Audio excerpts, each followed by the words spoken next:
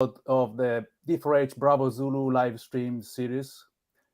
I'm Mario, I'm the CTO of D4H, and today I'm joined by Marie.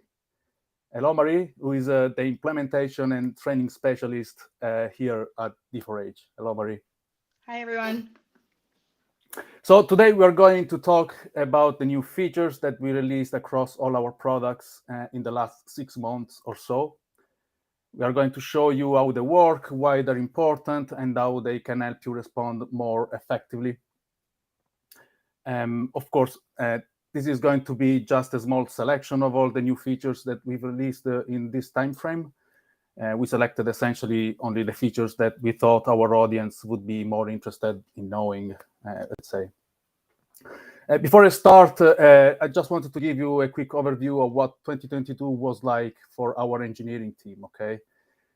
So this year has been a year of transformations for the engineering team. We've been busy making our process more efficient. We've been busy modernizing our platforms. And we also scaled up our team. So in the last 6 months, we started to see the initial results of this evolution. And I'm sure you must have noticed, too, a considerable increase in the number of new features that we released, and also an increase in the speed with which bugs are getting resolved. So I can guarantee you that we are only getting started. We still have a lot of improvements planned. We will scale up our team even further. Oh, by the way, we are hiring. So if you're interested or know someone that might be, just check our website. So next year, 2023, is on track to be a fantastic year for our products, and all our users will benefit from it. So let's get started. We have a long list to go. Oh, and as always, this is a live stream, so we welcome your comments, questions, and feedback. We'll try to take a look at them from time to time as we go. Okay, so the new navigation bars. So the first thing that we want to show you is our new navigation bars. So you probably already noticed this change in incident management, but an update is coming very soon on all our other products as well. So what we did essentially was simplifying the area at the top right corner of the screen, where the user can access different core functionalities of the software. You will now notice a more coherent organization of the various links, less clutters, and a few other additions. So we've added, in fact, an easier way to contact support, for example, a direct link to our new status page, and a component to show you what's new on our platform. So you can stay up to date with new features and all the changes to our products. So Marie, let's take a look at those new navigation bars. I guess we can start with IAM. Sounds good. Thank you so much, Mario. So as you can see on the screen here, this is my incident management demo account. And I'm sure many of you have seen the new navigation bar up here in the top right-hand corner. So it will be coming very soon to our personnel and training, our equipment management, and our incident reporting as well. Very similar look and feel. Again, just like Mario said, it's a really opportunity for us to kind of clean this up and make it more cohesive. So this first icon here is going to be your help center. And this is really where you can take a look to see what is new within the D4H products. Your knowledge base external link here. The ask for help is a new feature that we've kind of built into our incident management product that is also coming soon to our other products. Once you click on ask for help, this does give you the opportunity to email our support desk directly. I can select something like, I'm not sure how something works. My organization or team name will populate automatically. I click on next. I have the opportunity to type in a message and create an attachment, and then it would send over to the support at d4h.com. Over here on the right-hand side, you have your answers page. There is currently a hyperlink out to our knowledge base, our system updates page, our product updates, how to access the mobile apps, and our Bravo Zulu blog. More to come on this at the very end of the live stream. Got some really great, exciting things coming for our users very soon. Some other areas you have is your system diagnostics. So this is going to be really helpful to you guys if something doesn't work correctly to come here first to determine whether or not that there's something going on within the software. If it's not up to date, there's not enough internet connection or sufficient storage, and some more other features here as well. The next icon is your notification. So this is any internal notifications within incident management. And the last icon, your individual user settings, how to access the administration area, and your sign out icon. Great, back to you. That's great. Yeah, as you can see, like the green button there at the top right corner is gone, and now it's much more, let's say, nicer to see, and we think also much easier to use as well. 100%. So yeah, at this change, so the nav bar is going to look very similar actually on the other products. So we're still working on that update, and it will come actually very soon, probably in the next 2-3 days, let's say. So exciting. Yeah, great. So let's move to the new one, to the next feature. So incident management. So let's see what we have in incident management. Date function expressions. Ooh. So this may sound a bit complicated, isn't it? But on the other hand, it allows us to do very powerful things. So, for example, it can be used to turn a status board item red when some task is past due, or we can use it to highlight a generator if it has been running for more than a certain number of hours. Well, all of this is now possible with the introduction of this new functionality. Again, this is an advanced feature. So if you get stuck, please check our knowledge base or contact our support team. They will be more than happy to help you in setting up these new expressions. So Marie, do we have something to show in relation to this? We sure do. All right, so back to my demo account here. Obviously, I have some test incidents going on currently. I'm going to go ahead and I'm just going to click on the Hurricane Fiona incident channel. And I'm going to come down here to my damage assessment status board. So I already have this configured, and I'm going to show you not just how it works and functions within your incident management channel, but how to configure it on the back end. And just again, to what Mario said, this is very complex. So we're more than happy to assist. You can reach out to the support at d4h.com. You can utilize that little help center feature up at the top right. And again, we also have our knowledge base article links. So based on a specified period of time that you've set in the administration area of the status board, whether it be 4 hours, 12 hours, or whatever given time, if something is not checked and it's not updated, it will automatically turn either amber or red. So I'm going to come into this high school damage one. And I already have this field here configured, my time checked field, so that I would prompt my users to come in here to assess the damage, to make any updates on the status board row at a specified period of time. Again, whether it's 4 hours, 6 hours, or more. So if I were to change this back to yesterday, it automatically changes to red. Now, if I change it back to this morning, let's just say 4 a.m. So then we'll change to amber. So how do you change this expression? So if you come up here to, again, your little user icon and click on the administration area. Perfect. And so then down here under my templates, I'm going to click on my status boards. I'm going to find my damage assessment status board and click on edit. And scroll all the way to the bottom and expand my advanced options. Now, under my advanced options, I have this item status expression section. And so what this indicates is based on the date checked field, the hours since less than 4, it's going to give me a success color, which is green. If it's equal to or greater than 4 hours since the last time it was checked in that field, it will change to amber. And then equal to or greater than 24 hours, it will change to danger. Now, how do you get this data or this date underscore checked status expression? You would just come up to the actual field that exists for that and then click the 3 dots we call it the kebab menu at the top right-hand corner. And the field ID, this is the field ID here. And again, it can be very complex to get this configured, so just reach out to us if you have any questions or refer to our knowledge base. Thank you, Mario. Awesome. Thanks, Marie. Yeah. That's definitely useful, isn't it? And by the way, you will see actually that color turning green, red, yellow as time progresses, right? And those limits are reached.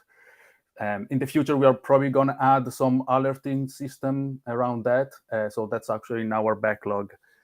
And we'll probably use the same system, the same expressions for that. So, okay, perfect.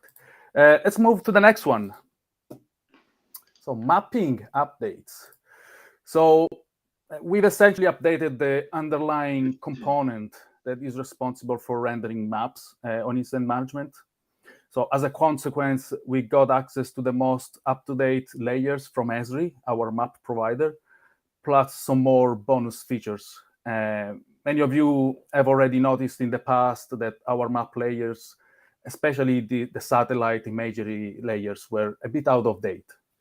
Well, this update resolves that problem and brings in many other enhancements as well, as we can see. You can see here a small list of the benefits. As we said, we have now up-to-date satellite maps, much more detailed vector maps. We have more zoom levels, and we also have a new USGS layer. We can probably show some of that, Marie. Yeah, absolutely. Because the new maps really look great, I think. Yeah, they do. No, I would contest to that. So I'm going to get my screen shared. For some reason, kicked me off. Sorry about that, guys. All right, so back into my Hurricane Fiona. If I come over here to my map module, so right now I have this set at a specific type of map. Up here on the top right-hand corner, I can just click on my base map dropdown, and this is where I can essentially select which base map from Esri I want to change the view to. Now, again, me being just in the actual incident channel, this is only going to reflect here in the incident channel. If I wanted to have a base map more permanently selected, I can definitely do that in my administration area. And I do have some additional options here that I haven't selected that I wanted to do for the call. So in order to do that, I'd come up to my user icon settings and sign out, click on my admin area. And then coming down here to my settings, I expand my preferences and then scroll down to where my map information is.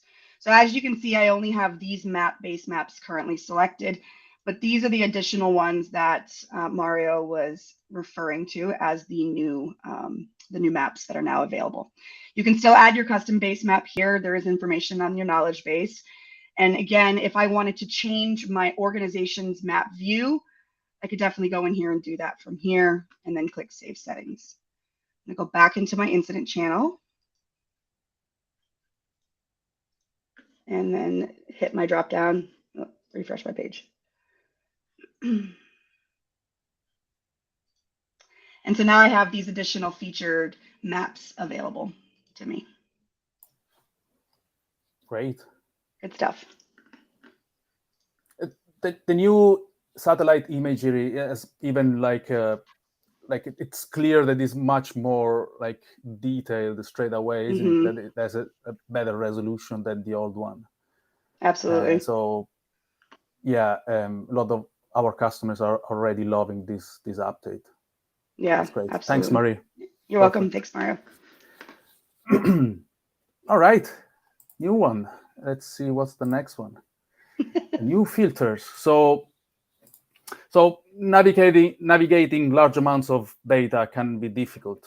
So this is why filtering, sorting, grouping, searching are all vital in a software product, right? So we always listen to new suggestions from you in this regard. So we've added a few new filters and sort options around incident management in different places. So these all come from feature requests from you, so our users. So more of these will actually come in the near future. So we're always expanding this area.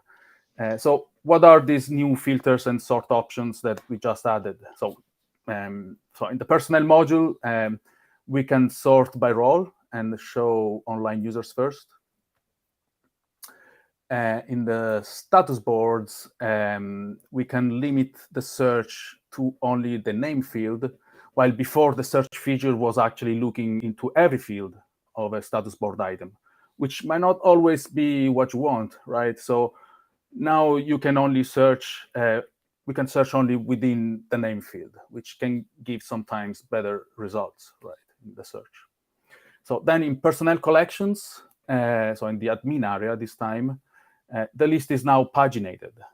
So if it has more than 200 items, you will see the next and previous page. So this allows to load the page faster if you have many users there. And then we also added the search filter functionality, so you can more easily find the users that you're looking for. So this is very recent, actually went out only probably a week ago. Yeah. Do you have a demo for that, Marie, as well? I do. Great. All right, I'm gonna go back into my Hurricane Fiona. All right, so coming down here to my personnel section, I have a couple users in here and I've added some information to my users. So up here on the top right-hand corner to the first one that Mario mentioned, I can now sort by the fields that are indicated here. So based on the fields that are in my personnel form that I've configured under my template section in the admin area, I can filter the information here on this page by name. I can filter it or sort by check in or check out. So again, in an incident, you might have loads of people and it's kind of hard to be able to go through this to really, determine who you want to click on. And then you can utilize this one to search still, that's still existing, but then going over to the status board. So let me go to let's go to my damage assessment status board. So if I click on search and I use this little drop down here, it used to, like Mario had said, only it would pick out all the fields. So you'd have to almost know exactly what you were looking for. But this way now you can actually search by name. So if I typed in, let's just say school, it will then come back with that particular information from that name. So then let me go over to my administration area. Again, my user icon top right, admin area. And then in my collections, click on personnel. And so I don't have more than 200 users in my account, my test account right now. So I won't be able to show you the pagination function. But if you had more than 200, you'd see this load next. And then once you loaded that next page, you'd be able to load previous as well.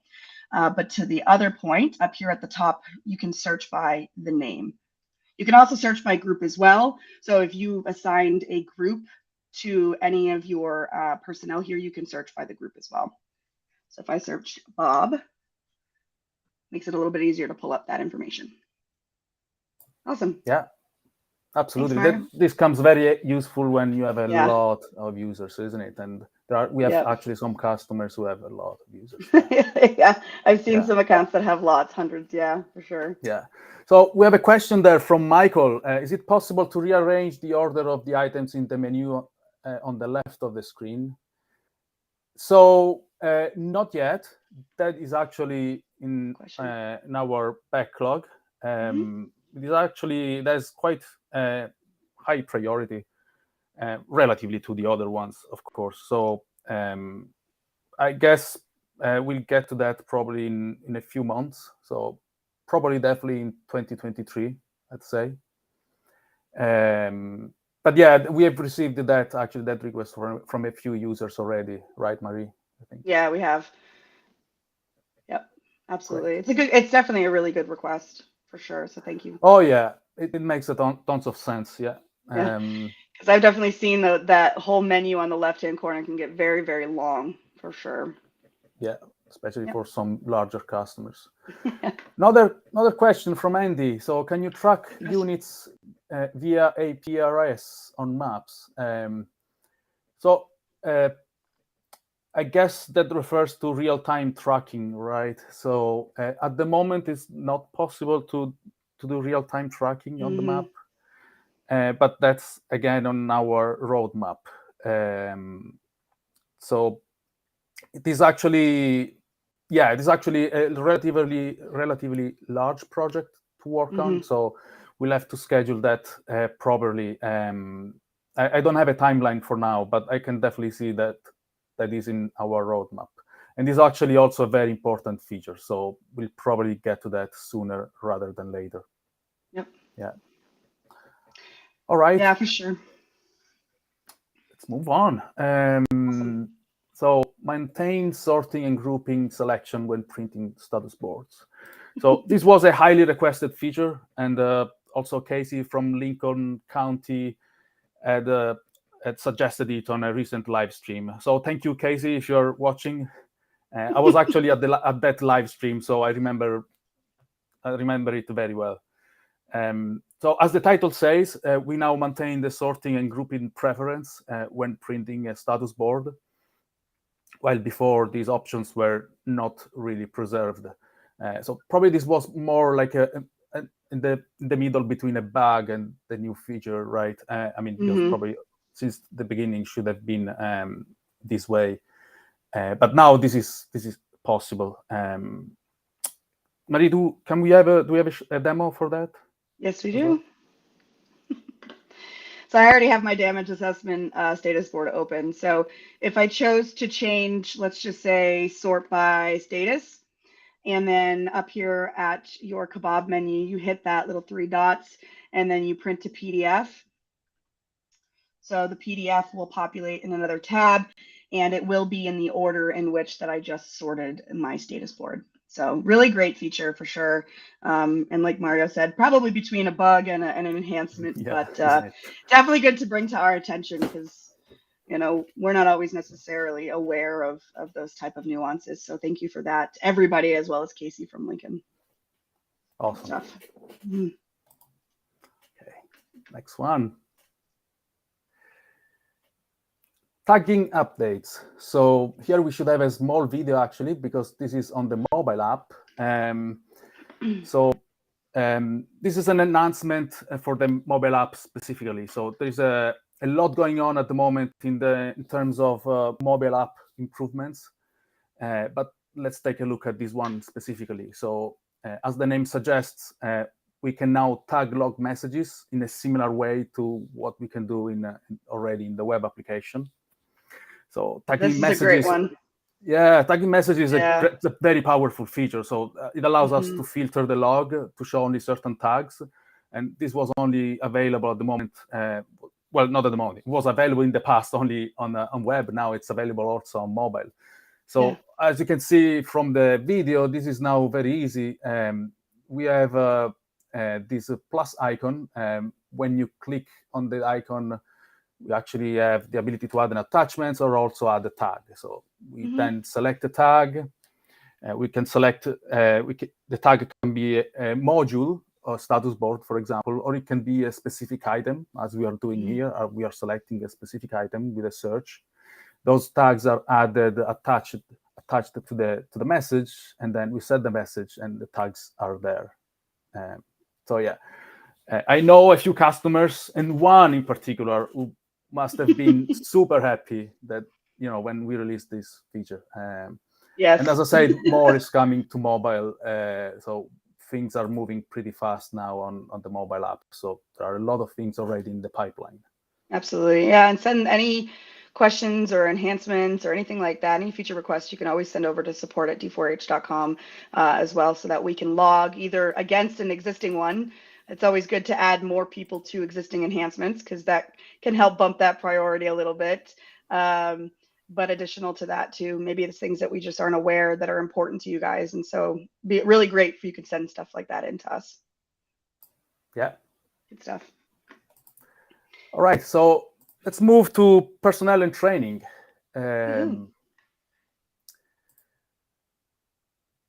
So export qualification matrix by group. So we know that taking data out of from a software system is as important as actually adding that data into the system, right? So data exports and reports are, in that context, an important focus of our strategy, and we are always keen to improve them wherever we can. So as part of this effort, we recently added the ability, for example, in this case, to export the qualification matrix by group. So the result is of the export is a CSV Excel file, like the one we see in this new slide. As you can see, this is the result of the export. For each member of the group, we can see the qualification with its expiry date, or just a yes or no if the qualification doesn't expire. So again, this is very useful to some customers who might want to manipulate the data outside of our systems and into their own analytics systems, for example. I actually just, thank you, Michael. Thanks. Had a good comment there. I actually just demoed this yesterday for one of my customers. I don't know whether or not they're watching, but what this is kind of linked to as well is when you set an expectation for a specific group of your team that they must have, or it's preferred to have a specific qualification, this is where this really will indicate, okay, well, this is supposed to be here and it's a question mark. So maybe I got to go back and see why that data is not there. Or maybe they just don't have that qualification that's preferred and we got to get them trained and caught up to speed. So it's a really good one in order to export. And I know, Mario, we have lots of export enhancements that are coming as well to the very different modules. So good stuff. Yeah, correct. Like we think the entire reporting and exporting system is gonna be redesigned, and so that's coming sometimes next year. Actually, there are many moving parts of this for these. So it's still at the beginning. The project is still at its infancy, but it's coming up. It's coming up along pretty well. For sure, a lot of work. Absolutely. Yes. But it's gonna be nice. It's gonna be a big, nice update. I think we are gonna take it step by step as well. It's not gonna happen as a whole, let's say. Absolutely. All right, the new attendance report. So always in the same context of taking data out of D4H. So we've added this new self-service report. Probably we have a demo for this, Marie, I think. We do. I feel like Vanna White today. So this is my, again, test account for personnel and training, equipment management and incident reporting. So this one, I'm going to go ahead and hover over my intelligence tab and click on reports. So you have your built-in reports, but I'm going to go over here to create a new report. And under report type is where I'll see the additional attendance reports. So if I click on this attendance all, and then I would click run reports, I have this export up here. And I'm not going to open up the export, but here's where you would download that as a spreadsheet. Yeah, awesome. Good. Yeah. Great. All right, next one. Equipment management. Yeah, let's take a look at what we have in equipment management. So upcoming equipment expiration alerts. Great, I love this one. So you've been asking about this for a long time. So here's a little trivia. So this was the longest standing feature request that we had on our backlog. It has like like a D number 4 or something like that, probably. So there must be a lot of you who were excited to see this one being released, right? So I know I was. Essentially, this feature allows us to receive an alert for expiring equipment before the actual expiry date, so we can prepare in advance with threshold that can be customized. So we can see there an example of the email that we see in the slide. Now we have a slide. I think we have a screenshot on the slide as well. Yeah, correct. Slide. Yeah. Here we see this is an example of the email that we receive when we receive this alert. you can see that there is a new section called equipment expiring soon. So I think this is a really great addition, as it gives more time to our users to prepare in advance for equipment items about to expire, right? And Maria, as we said, I think there are also a few options that our user might want to know about regarding this feature. Yeah, absolutely. I got a screen share for y'all. Awesome. So I'm going to access my equipment management dashboard up here at Logistics. So here is my dashboard. And so what you'll notice here under expired equipment widget, so I have a couple different icons indicated here to the left. So what really is beneficial about this is you can see not just what has already expired, which is kind of what the system would indicate before. You can also see what's going to expire based on that threshold that you set. So within my test account, I can tell that this AED is already expired. It expired 6 days ago, but I have a couple upcoming items that are going to expire, one in 2 months and one in 14 days. And so that gives me the opportunity to kind of get ahead of those expired equipment as opposed to kind of scrambling last minute. Did we get a question that came in? I might have seen that.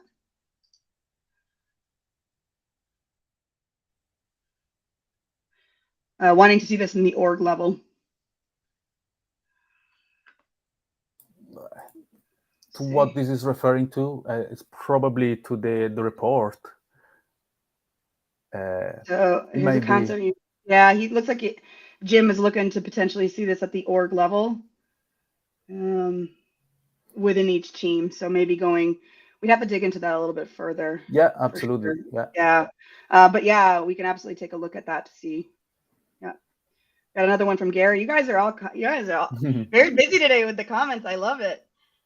One report letter I would like to run is so I would like to run. So one report letter I would like to run is to do up the tax letter for each member that has passed their minimum 200 hours. Is it here somewhere? Don't know. Yeah, we might need more information, come back Gary. to you. We have to come back to you, Gary. Yeah. Yeah, we might need it more might be there. If it's not there, we'll certainly open a feature request. Would it be possible to have the groups created in personnel and training be reflected in so this is I actually just had a customer submit this. This is an enhancement request that's still being considered. There's obviously a lot of connecting pieces that come into that for sure. I mean, even to pull in the data that does pull in from personnel and training now, I mean, there's quite a bit of work on both sides, right? So it is an enhancement. Absolutely, it's being considered. So it's a great one to call out. Thanks, Michael. Yeah. I think we've opened, as you mentioned, we opened a ticket for it very recently, so it's really on our radar. Yeah. Yep. All right. Sorry about that. I saw the comments coming in. I didn't want to lose sight of them. If you can go back to sharing my screen, I haven't yet finished with that one. Sorry. Okay. So again, you can predetermine this information. Now there is a setting for the entire team that you can kind of say. The standard is 30 days. So 30 days before an item is set to expire, I want to have that communication go out. But you can actually do it on the individual level as well. So this is new. This is a kind of separate, but they all kind of tie into each other. So this would show you upcoming as well as already expired. Up here, if I go to my team settings, and then I scroll down to my equipment settings here. This is where I can say, all right, remind before expiry. So in the past, it's always been set, right, at 30 days. And so you can kind of alter this to whatever you want to send that communication out to the people that you have preset to receive those notifications. So, but you can also do it on an individual item basis. So if I come back into my equipment module, and let's just go into, let's see, I have a defibrillator that's not expired. Let's play around with my system. Okay, so this Philips 3. I'm going to click on update details within this Philips 3. And I'm going to scroll all the way down to the bottom. So in order for you to customize even further from the 60 days is where you're going to have to, it's basically in here. So if I want it to be dated, I have to actually indicate a date. Then I drop down this little custom box right here, and I would change this to maybe 30 days. So again, my entire system, my entire account is 60 days, except for this Phillips. So I'm going to be notified 30 days before expiration. So it allows you a little bit more customization on individual items down here in this drop down. So good stuff. And then if you wanted to do it by hours or times used, this is where you would just fill out this information. So let's just say 50 hours and 100 times used. That's where these fields will allow you to populate. So if I wanted to be indicated before 80 times or 80 hours, or let's just say, actually, hold on, 30 hours and 80 times. So again, it kind of mimics what you're entering here above that drop down. Good stuff. Thank you. Fantastic. Yeah. As I said, I think this is a great, really great addition.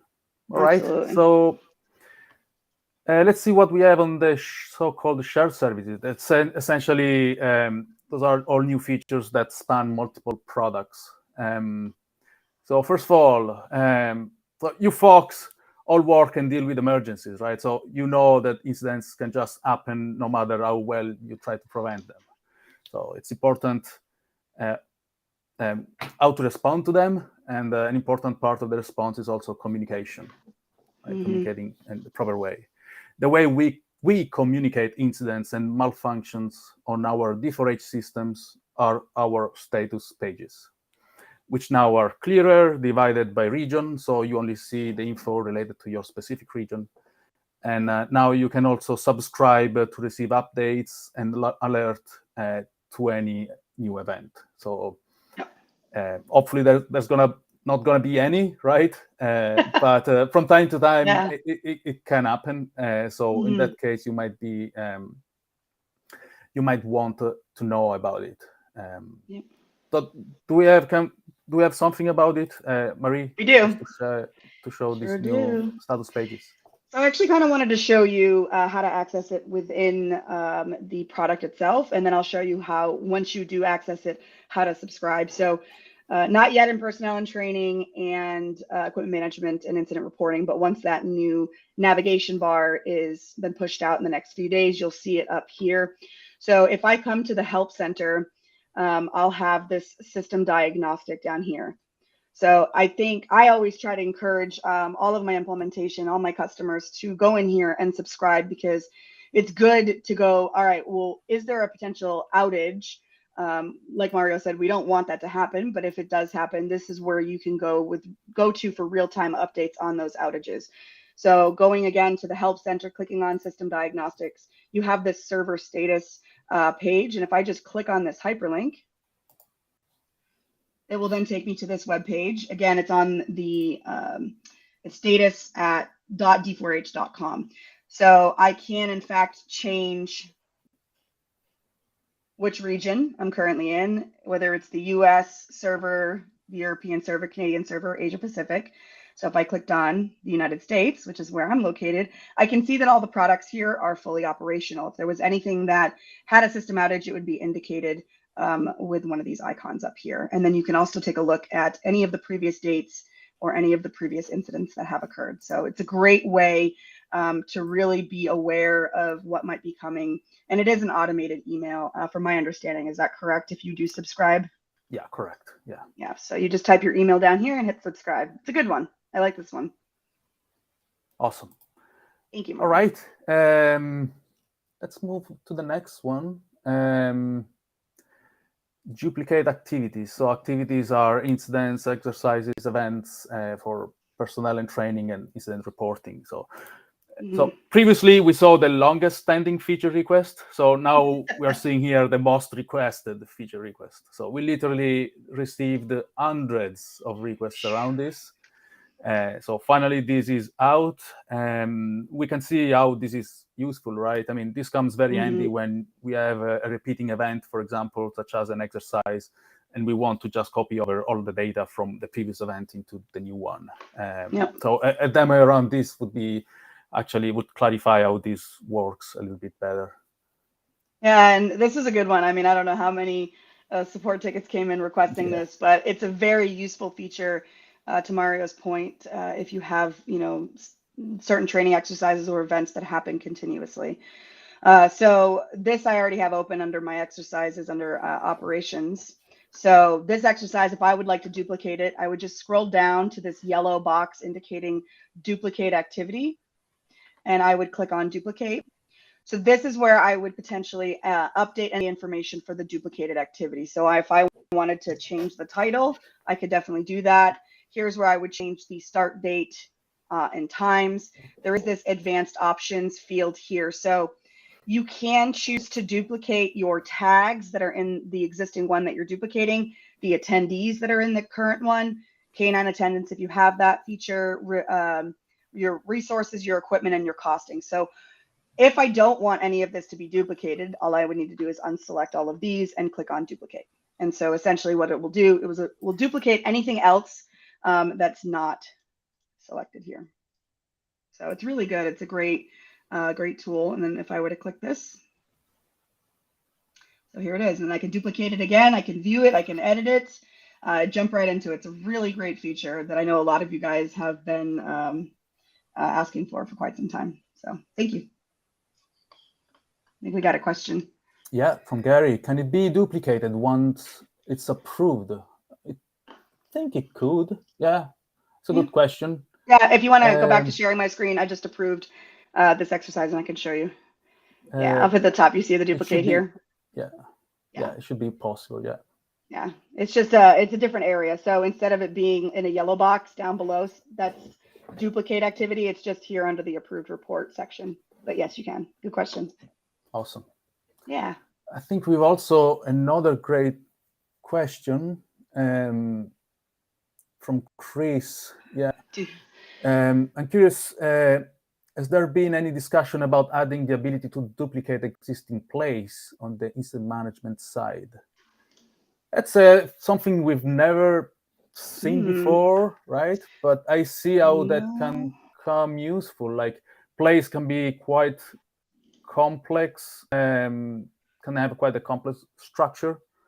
So I see how this can come useful. Actually, I actually think you can. So, there is a way actually. Yeah, that's correct. Utilize the you're right. I'll share my screen really quick. Yeah, there is an advanced way to do it. There is not easy way. That's correct. But you can already do it. Yeah, great one. You can. Okay, so yeah, anything in incident management has a raw template. And again, I say this with extreme caution because this raw template, if you type something in there, it can definitely change the way that the template or whatever you're updating can, it can reflect that. It can change it. It could potentially not have it work correctly. I always, as a general, I guess, buffer, you can take those raw templates and save it somewhere on your local hard drive if you feel that that's really good for you, a good step in order to keep those initial raw templates safe. But essentially what you would do, come into your administration area, click on your plays here. And as you can see, I have 9 plays, and you can create as many plays as you want for the different types of incidents that occur. But let's say I created a severe winter storm play that I want to duplicate. I want to turn on all of the modules that I've already done here, and I don't need to recreate the wheel. If I click on this edit and scroll all the way to the bottom, you see this raw template. And that's the reason it's at the bottom and it's hidden, is because we don't want to make it super easy to just start clicking and pointing and typing things in.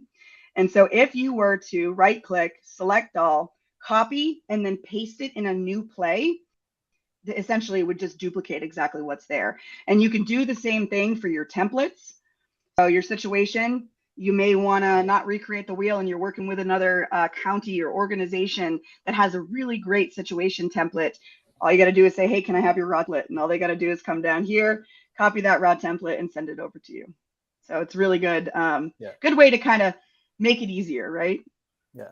So exactly. Yeah. We definitely have to implement probably some more user-friendly and controlled way of duplicating both templates and plays. But yeah, Absolutely. as you showed, this is already possible. But definitely there's some work we can do there. Good stuff. All right. Perfect. So let's move. Can you do a duplicate? Can you do a duplicate plays as a standalone YouTube videos for future reference? That would be very handy to follow. Sure. If you could, yeah, we can. I think all the comments that are in here, we get a list of those comments after the live stream, so we can go through and definitely take that and create new videos for sure. Yeah. Good stuff. Yeah. Right. Documents versus attachments. So this is in personnel training, equipment management, and incident reporting. So this is a massive and very important change, actually. So we've now separated file uploads into two categories, so documents and attachments. So documents are accessible from their dedicated module in the intelligence menu at the top, while attachments now are always associated with something, which could be like an incident, a member, a qualification, an equipment item, and so on. So the main difference between the two is in the permissions. So the ability to upload an attachment now depends on the ability to edit a specific entity. So an incident, a member, and so on. So this makes much more sense, I think. Yeah, it's also much clearer also to understand. Marie, do we have a demo for this? We do. Back to Vanna White. No. So over here in my incident management channel, to Mario's point, again, it really had to do with permissions, because before everything was in documents, right? And so if somebody didn't have permission to, let's say, I don't know, draft an activity, they couldn't add a document to it. So separating it out to attachments, whereas an attachment is directly attached to a specified module, made it so that anybody could put the attachment in there, right? So okay, going into intelligence, if I just go to the document section, I don't really have a whole lot of information in here as far as documents are concerned, but if I wanted to go to attachments, this is where the new hyperlinked is located. So here's all of my modules in the various areas. And then as you can see, this is where my attachments are located. Now, where do you put said attachments? So if I just came over, let's just say to one of my members' profiles, maybe I wanted to upload a certification or, you know, anything along those lines, I could directly go into their member profile. And there's kind of two places that you'll see the ability to do this. So you have this members attachment section. You can upload attachment here. Or on the right-hand side, you have your upload attachments. And then essentially, this is where it will be located if it already existed here. So it's really great to kind of separate those two features out. I say the way that I explain it to my implementations is if it's pertaining to a specific module, load it in the module, load it in that specific entity. But if it's a document that's just a document for the entire team, load it into documents. Correct. Yeah. Yeah, good stuff. And there is more information on knowledge base as well on this. Yep. Yeah. Good stuff. Thank you, Mario. Perfect. All right. So what's next? I don't know. Lots of stuff. Oh, what's coming soon? That's nice. So let's now see some interesting features that are almost out of the door. I mean, these are literally just a few days or a few weeks away. So we are still refining them. They're almost ready to ship, but they're not there yet. Okay, so the first one is rich text editing. So this is the ability essentially to add some formatting and styles to certain text fields.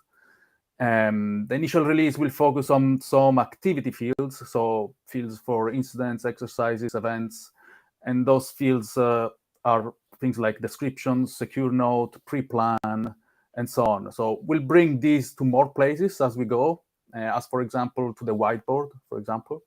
So let us know in the comments where would you want to see this. That will actually be very helpful in defining, our next decisions. So we can see some screenshots for these new features. Here in this first screenshot, we can see some fields of an incident. As you can see, we can apply different styles to the text. For example, bold, italic, all the classic styles that you might expect from a rich text editor. We can add lists. We can highlight text. And links are also highlighted automatically and made clickable all automatically. So in the next screenshot, we can see actually what the rich text look like when the incident is saved. So this is actually the how. Yeah. Rich text in emails from Michael. That's a good one. I don't think if we have an announcement for that already. Marie, do you know of any? Not off the top of my head. I don't, but that is a good one to kind of circle back on Yeah, after our absolutely. live stream for sure. The next one coming from Gary, though, I have seen this. Presently, you cannot add attachments directly in D4H when you want to send an email out to your members. You have to export it either into Outlook to put your attachment in, as well as any other, like if you use Google Mail or anything like that, it's an export. So you click on the export, put the attachment in, and it will, once you select all your members, export all those members to that export as well. So I do believe that this is an enhancement, Gary. Not sure much more information about that enhancement at this time, but I think that we can circle back on that as well. Awesome. Yeah, good stuff. So I should clarify, I was thinking duplicate the data entered for a specific incident that was open in incident management. So duplicate the entire place. So like it's like duplicating the whole incident. The incident channel. Right. So yeah, I think that's interesting. Yeah. I think this is the first time I hear this feature request. I'm guessing it has the same usefulness. I mean, the same purpose of duplicating an activity, right? Probably it's because someone has a recurring event as a training and exercise. Yeah, in that case, I can see how it makes complete sense, actually. My question is what should we allow duplication of? Because, you know, the updates, the log, that might be very unique to that individual incident. I would like to pick your brain a little bit more on this, correct. Chris. Yeah, we definitely need to know more about this. Yeah. It sounds interesting. I mean, probably most of these can be already done with the plays. I mean, you set up a play where you load all the data that you would need during the exercise. But there are certain things which cannot be loaded, as for example the log, as you mentioned, Marie. But actually, Chris might want that log to be copied over as well. So. Yeah, we are definitely interested in knowing more about this. Yeah, thanks, Chris. Yeah, for sure. Thanks, Gary. Thanks, Gary. All right, what's next? All right, next. Status board colors on mobile. Love these as well. I like so this one. as the name suggests, so this will bring the ability to see the status board colors on the mobile app as well. So this is probably one of the most powerful features that we currently have on IAM, right? So for those who don't know what this is essentially the ability to change the color of an item, red, orange, green, based on certain conditions. So at the moment, this is only available on Incident Management Web, but it will soon be available on the mobile as well. I mean, this is probably just a few days away from being released. So expect this one very soon. Love it. I think the next one is mine. Oh, we got a question. Oh, we got a question. Decisions formatted differently, italics or bold to highlight, when or what common decisions have been made.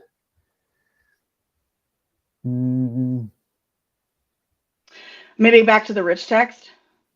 Yeah. Maybe? Is that decisions formatted differently? So like if like maybe a decision is made, I don't know if is this incident management? I think decisions and I think personal training. It might be related. No, it might be definitely related to the rich text because David is mentioning italics and bold, right? It is. He said yes. So, yeah, correct. Okay. I guess to be bold. Yeah, that's definitely useful. Probably David was highlighting that would be very useful to highlight with bold or italics all the common decisions that have been made. That's definitely one use case for rich text, but there are so many, and that's why actually a lot of people have asked for it across the years. It's a very flexible way to highlight different parts of the text. At the moment, there is no way to distinguish between important pieces and what's important and what's less important. But with rich text, you can put some text in bold, you can highlight some text. links will be clickable as well. So it's really a leap forward, I'd say, a quantum leap forward. Yeah. All right, this next one I think is me. Really excited about this, guys. Really, really excited. So I'm currently internally working on this. So right now, as you know, you can access our knowledge base articles externally, right? Support at d4h.com. Search for certain keywords and phrases, how to add qualifications, how to change, how to create new status boards, things like that. But it's currently external. So this big internal project that we're working on is to bring those knowledge base articles internal to the product itself. So if I was in incident management or I was in personnel and training, and I would go to that specific module, there would be an opportunity to kind of say, hey, do you need help with, you know, adding a qualification, because that's the module and that's the section that you're currently at. So more to come on that, but it will be built into that help center a little bit as well. So I can actually search within the help center keywords and phrases as well. And I don't know if you just want to share my screen. I know we're almost done on time. So if you just bear with us just a few more minutes, we really appreciate it. But up here at the help center, if I click on ask for help now, essentially all it really allows me to do is send an email to the help desk. But in addition to that, this answer section is going to become more robust. So all of the knowledge base articles contents, whether it be adding a new member, you know, granting access, no matter what it is, it's all going to be built in here, and it will be searchable by keywords and phrases. So really excited about that, because it's going to be built into the product, and I think it's going to help just really re-support you guys as far as like getting the information that you need right at your fingertips, so you don't have to go digging around and searching for it in an external URL. So very excited about that. Hopefully the beginning of Q3. So really awesome stuff there. Thank you. Great. Next one is unified accounts. So we've been working on this for more than a year now, and so this is a massive and very important update. Quite delicate as well. That's why we decided not to rush things with this. So unified accounts is essentially will bring a new system for managing logins and user authentication. So will allow us to log into all our products, all the D4H products, using a single login. That's why actually we call the project Unified Accounts. Also, it will bring support for SAML single sign-on and two-factor authentication across all our products. So those are very important capabilities, as you can imagine. So the system is already in our production environments, and we will soon start to invite some users to our public beta program. If you are interested in joining the program, please contact our support team, and they will explain you what are the next steps. So unified accounts will then gradually be rolled out to all our users in Q2 2023, and eventually will replace completely the current login system by the end of 2023. So when everyone will essentially be asked to migrate to their account, to migrate their account to the new system, or simply, or simply, there will be everyone will be forced at a certain point to migrate. So more of this will come as the rollout progresses. So I can give you a very quick demo of how unified accounts is going to look like. So this is incident management, and as you can see here at the bottom, there is a new button. It says sign in with unified accounts. So instead of, if I want to log in, instead of entering username and password here, I would simply go and click sign in with unified accounts. I would be redirected to a new page. So this is actually unified accounts. So if I enter my email,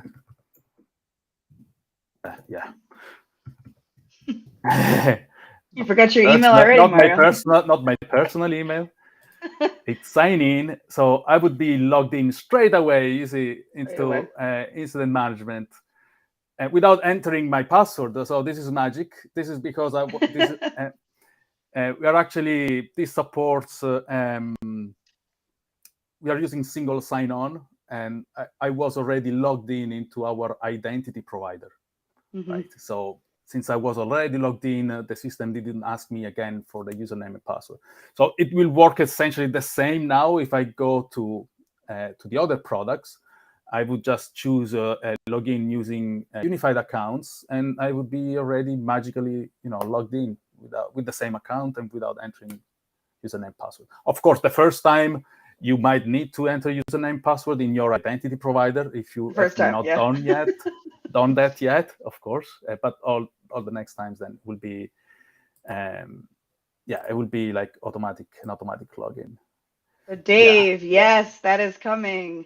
That is coming very soon. That is coming. Yeah. It will be available. David, if you are interested in joining the beta program in Q1 2023, please reach out to our support team. Oh, thank you, Michael. Good words. Look at that. We didn't go over your time too much, and we had a lot of people join us. I feel so popular, Mario. Yeah. So we split the hour, actually. I didn't imagine, we would be so precise. I know. With the time. All right. So final questions or comments? I don't see any coming at the moment. Okay, then that's it. Thank you, Thanks, everyone, for joining. Thanks a lot, Marie. Thank you, Mario. Thanks a lot, everyone. Thanks for your support and for your attention. And we'll see you again probably in another stream sometime next year. Yeah. All right. Have a good holiday season, everyone. Yeah. Have a good holiday season, everyone. Take All right. care. See you.